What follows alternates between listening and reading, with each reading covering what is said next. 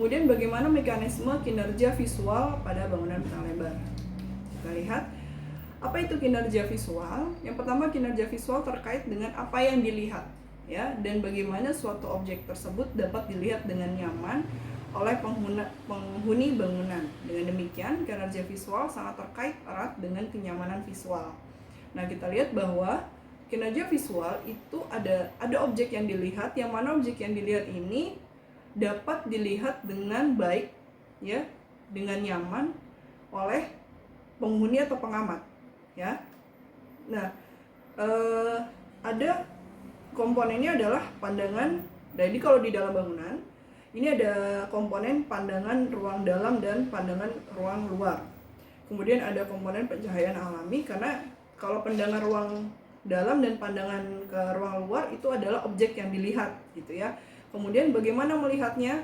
Tentunya diperlukan pencahayaan. Nah, diperlukan pencahayaan apakah alami atau buatan, dan material yang dibutuhkan untuk menciptakan penghawaan pencahayaan tersebut, gitu.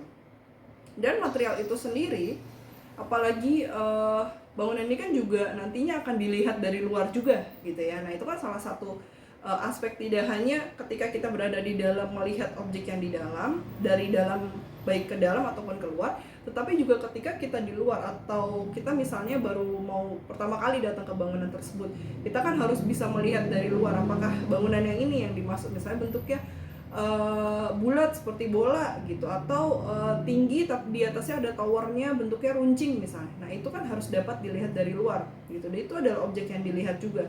Nah, material terutama di luar bangunan itu juga harus yang nyaman untuk dilihat. Tidak nyaman itu yang seperti apa? Yang menimbulkan silau misalnya. Nah, itu kan nggak baik. Bagus sih silau untuk kinerja termal gitu ya, sehingga dia akan memantulkan cahaya, yang mana cahaya itu membawa panas juga. Nah, tetapi di sisi lain itu membahayakan pengamat yang ada di luar, makanya itu harus diperhatikan juga. Makanya kinerja seluruh bangunan itu pasti saling terkait satu dengan lainnya. Ini adalah contoh bagaimana ilustrasi kenyamanan visual. Memang kenyamanan itu tidak ada faktor-faktor yang apalagi visual, tidak ada faktor yang definitif yang pasti gitu. Semua disesuaikan, semua merupakan isu yang kompleks yang seluruhannya harus diantisipasi gitu.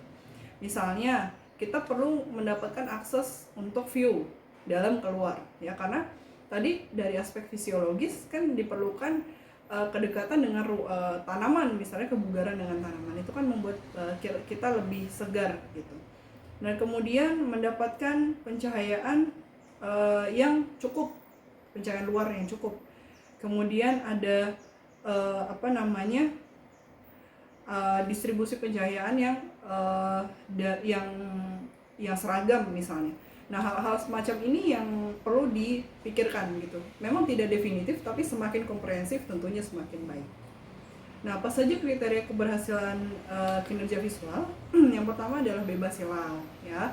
Kemudian terang pada saat kita bekerja atau terang kerja. Kemudian memadai, iluminasinya memadai juga, kejelasan orientasi, dan tidak membuat kelelahan pada mata. Kemudian dari aspek psikologis itu ada orientasi, ya, orientasi dalam keluar atau luar ke dalam gitu, atau dalam ke dalam gitu ya. Di dalam kita lihat ke dalam gitu maksudnya. Kemudian ada keceriaan, ketenangan, keintiman, dan ruang yang lega. Jadi nggak sempit rasanya gitu. Dan kemudian dari aspek sosiologis ada kepemilikan jendela, keefektifan cahaya buatan, rasa teritorial. Dan kemudian dari aspek ekonomis tentunya lagi-lagi adalah efisiensi energi dan efisiensi biaya. Komponen aspek kinerja visual itu tadi kita tahu ya, bahwa ada objek yang dilihat, ada sumber pencahayaan dan kriteria pencahayaan. Yang pertama, objek yang dilihat adalah apakah itu objek di dalam bangunan, jadi pandangan ke arah dalam. Ya, kemudian ada objek yang dilihat yang dari dalam keluar, misalnya membutuhkan ruang-ruang yang terhubung dengan udara luar misalnya, kemudian dengan view luar gitu, ada taman misalnya, itu kan sangat dibutuhkan gitu.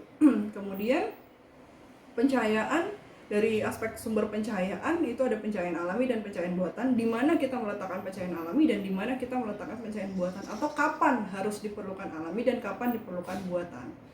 Dan kemudian adalah kriteria pencahayaan ya, seperti kuat penerangan, kemudian distribusi penerangan, pengarahan spasial, kemudian kualitas cahaya, kemudian kontras misalnya. Nah, itu juga diperlukan. Dan ini tidak hanya dari pencahayaannya saja, melainkan juga objek yang dilihat apakah terdapat kontras misalnya. Nah, bagaimana menanggapi kontras itu? Misalnya dengan kaca jendela yang dia warnanya menggelapkan sehingga kita tidak silau melihat keluar gitu.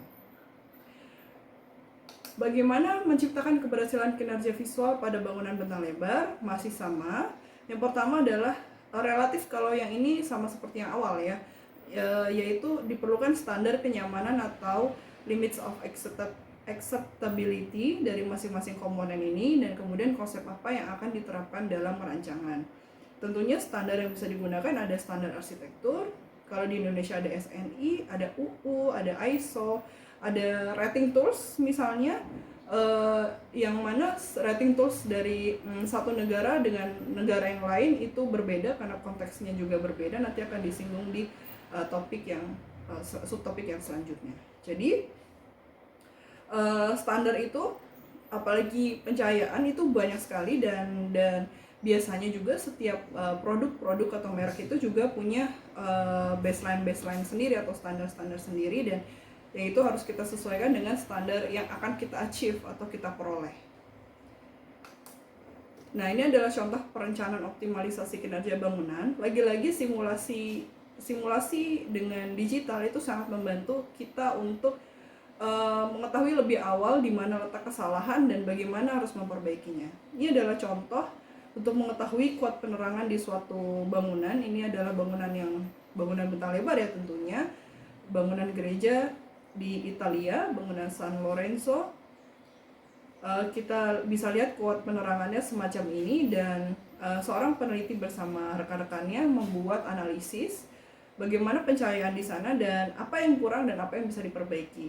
Nah, namun di sini saya ingin meng-highlight adalah bagaimana simulasi itu dilakukan sehingga kita bisa tahu di mana terjadi gelap dan terang, apakah itu diperlukan atau tidak diperlukan gitu. Karena kita tahu bahwa bangunan gereja semacam ini itu ada objek yang dilihat di dalam ya.